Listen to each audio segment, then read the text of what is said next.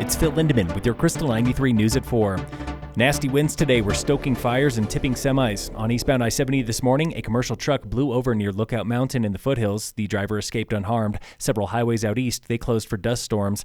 In northwest Fort Collins this afternoon, a wildfire briefly forced evacuations. No homes were lost. Folks have returned home. At DIA, 700 flights and counting are delayed. Summit has been spared the worst of the winds for now. Top speed for the crystallized weather station in Dillon, 32 miles per hour earlier today. Winds were clocked over 60 at Peak 8 and Breck, more than 70 near Idaho Springs and then down to Monarch Pass. A high wind warning, it's good through noon tomorrow. Suffering the worst will be I-70 east of Summit, between the tunnels and Golden. Says the National Weather Service, damaging winds may blow down trees and power lines. Scattered power outages are possible.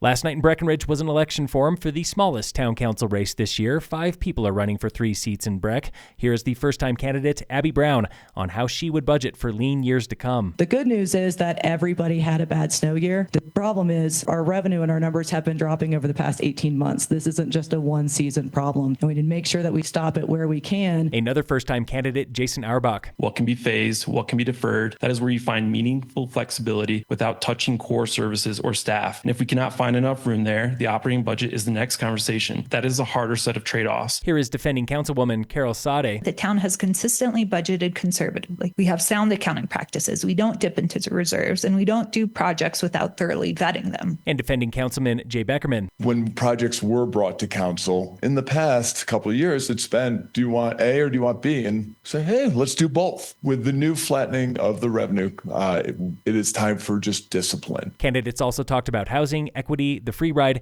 and balancing locals with visitors. A reminder that this evening in Silverthorne, it's a local candidate forum, starts 5 p.m. at Town Hall. The feds are giving the town of Silverthorne $250,000 for its rebuild of Stevens Way. That's the back road around exit 205. Stevens Way is a key piece of the town's upcoming rebuild around that exit. They call it a critical evacuation route when the exit shuts down. No longer in the field are ICE agents accused of racial intimidation in Eagle County. Local advocates say they left ominous Ace of Spades playing cards behind during a January immigration raid. Colorado Sun reports the Denver ICE office has pulled these agents from the street. They do still work for the agency. State House candidate Chris Floyd of Leadville came to the Krystal 93 studios in Dillon, talking about her stance on immigration. For me, a big issue is with the kids, to ensure that our schools are safe spaces, that ICE can't go into our schools, and even having them lurking outside, waiting for parents to either drop off or pick up their kids, I think is just tragic. Floyd is running for House District 13 to replace Democrat Julie McCluskey. Also running for that seat, Summit School Board President Consuelo Redhorse. The Democratic primary happening in June. In sports, the Avalanche play the Kraken tonight. The Nuggets face the Spurs. Up in Revelstoke, BC, the Natural Selection Tour waiting out the weather. Revelstoke has seen nearly a foot in the past day. Coming to Loveland this weekend is the Western Region High School Nationals. Skiers from Summit and Evergreen represent Team Colorado, which has won 2 of the last 4 championships. This is the first time Western High School Nationals have been held in Colorado.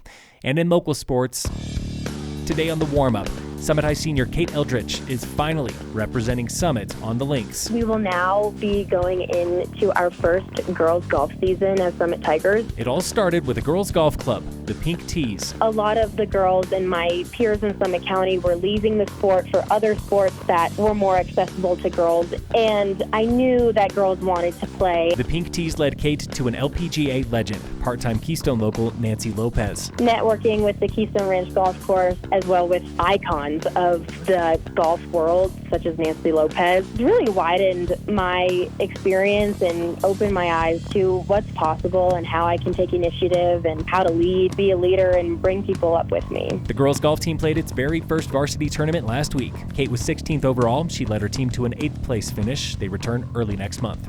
This is the warm-up from High Rockies Auto Detailing in Silverthorne and Elevated Community Health. Summit High boys and girls lacrosse, they're playing Aspen at home today. Girls soccer has Conifer away. Phil Lindemann, Krystal 93 News.